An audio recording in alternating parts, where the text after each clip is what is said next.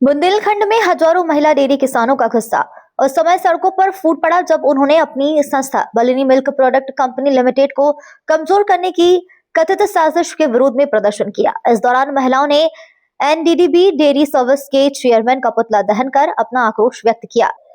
प्रदर्शन कर रही महिलाओं का आरोप है कि बाहरी कंपनियों को क्षेत्र में लाकर उनकी आजीविका पर सीधा हमला किया जा रहा है। बुंदेलखंड क्षेत्र में महिला सशक्तिकरण की मिसाल बनी बलिनी कंपनी इन दिनों विवादों के केंद्र में है। वर्ष 2019 में स्थापित यह संस्था राष्ट्रीय ग्रामीण आजीविका मिशन के सहयोग से संचालित हो रही है। यह कंपनी झांसी, ललितपुर, जालौन, महोबा, हमीरपुर, बांधा, चित्रकूट जिले में लगभग 96,000 महिला सदस्यों से प्रतिदिन करीब 3 लाख लीटर दूध का संग्रहण करती है। महिला किसानों का कहना है कि एनडीडीबी डेयरी सर्विस, जिसमें तकनीक सहयोग देकर बलिनी की स्थापना में भूमिका निभाई थी, अब उसी संस्था को कमजोर करने की कोशिश की जा रही है।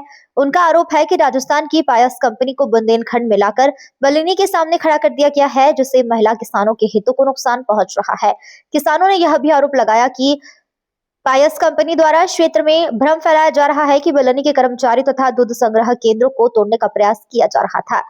प्रदर्शन के दौरान महिलाओं ने सरकार से मामले की निष्पक्ष जांच करने, दोषियों के खिलाफ एफआईआर दर्ज करने और ऐसी गतिविधियों पर तुरंत रोक लगाने की मांग की है। साथ ही उन्होंने मुख्यमंत्री से हस्तक्षेप कर बलिनी के अस्तित्व और पहचान को सुरक्षित रखने की अपील की है। ओपी सिंह, बलिनी मुख्य कार्यकारी। एक्चुअल क्या है कि दिल्ली के कुछ जो डेयरी सर्विस वाले हैं, उनके सह पे राजस्थान की जो मिल्क प्रोड्यूसर्स कंपनी है, उसको यहाँ पे भेजा जा रहा है और वो बलिनी को कहीं ना कहीं परेशान करने को भेजा जा रहा है। जैसे अगर प्रोड्यूसर कंपनी या किसानों की संस्था है, वो एक म्यूचुअल असिस्टेंस प्रिंसिपल पे काम करती है, ताकि कि वो भी संस्था बनी है किसानों के हक के लिए, और एनडीडीबी डेयरी सर्विस ने इस संस्था को भी किसानों के फ़ायदे के लिए बनवाया था 2019 में, जिसका उद्घाटन स्वयं माननीय मुख्यमंत्री जी ने यहाँ पे किया था।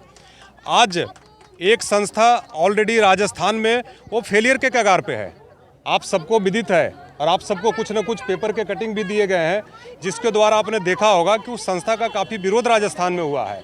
और वो फेलियर संस्था आज अपने बुंदेलखंड में आके जो ये आजीविका मिशन के तहत स्वयं सहायता समूह के दीदियों को एक डेयरी वैल्यू चेन के माध्यम से एकत्रित करने की बात की गई है, इसको डिस्टर्ब करने की कोशिश है।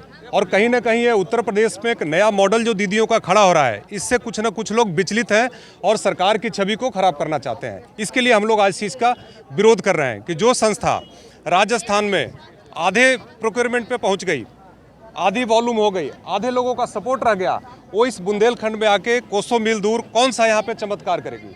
कंपनी को क्या नुकसान होगा? वो टारगेट देखिए, आज ईरान, अमेरिका को क्या परेशानी ईरान से है, ये बातें करने को नहीं है यहाँ, बट क्या परेशानी है उनको? उनको कोई परेशानी नहीं है। ईरान स्वतंत्र देश है, बट अमेरिका को है कि हम बॉस हैं। तो उनके आने से फ़ायदा है कि पहले हम लोग सारा दूध मदर डेयरी को देते थे, लेकिन जब से एनडीडीबी डेयरी सर्विस आई, उन्होंने कहना शुरू किया कि आप हमें सारा दूध एनडीडीबी डेयरी सर्विस को दो। मैं बार बार लिखता रहा, बार बार बोलता रहा कि हम लोग मदर डेयरी को दूध देंगे, लेकिन चूंकि mother dairy NDDB dairy service की अपनी भाई बहन का रिश्ता है, तो उन्होंने कहा कि अगर हमें दूध नहीं दोगे तो आप मदर डेयरी को भी दूध नहीं बेचोगे, और लिख के उनका फरमान आ गया। और पिछले 7-8 महीनों से बलिनी अपने परेशानी से दूध को कहीं ना कहीं प्राइवेट डेयरी को, कहीं सरकारी डेयरी को, कहीं कोऑपरेटिव को चलाकर अपने काम को अच्छे से चला रही है। और आपको बता दूं कि पिछले इस वित्तीय वर्ष जो अभी 2-4 दिन पहले खत्म हुआ, इसमें मुनाफा 4 गुना के आसपास हुआ है।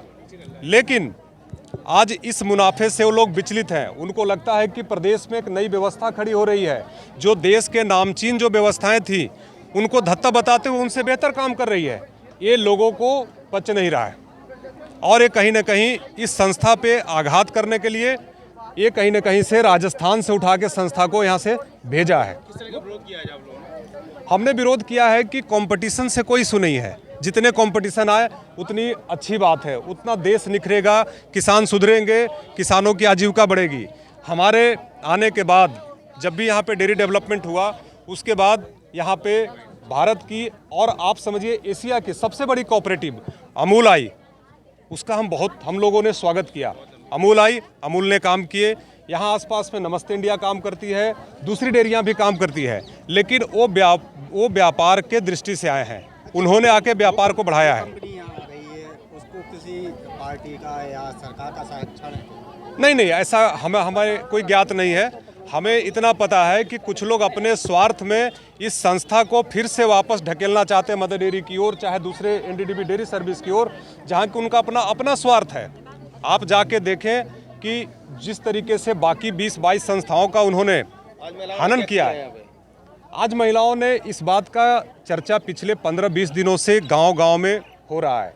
अब क्या है कि आधी झूठ आधी सच बातें फैले, इससे इन महिलाओं का बार बार था कि सर एक बार एकत्रित हो, मीडिया बंधु को भी बुलाइए और आज अपने प्रदेश के यशस्वी मुख्यमंत्री जी तक इस बात को पहुंचाई जाए कि जो एक व्यापार, जो एक व्यवसाय, जो एक आजीविका इस बुंदेलखंड में चालू की गई, इसको धत्ता बताने की, इसको नुकसान पहुंचाने की किसी को भी हक नहीं है।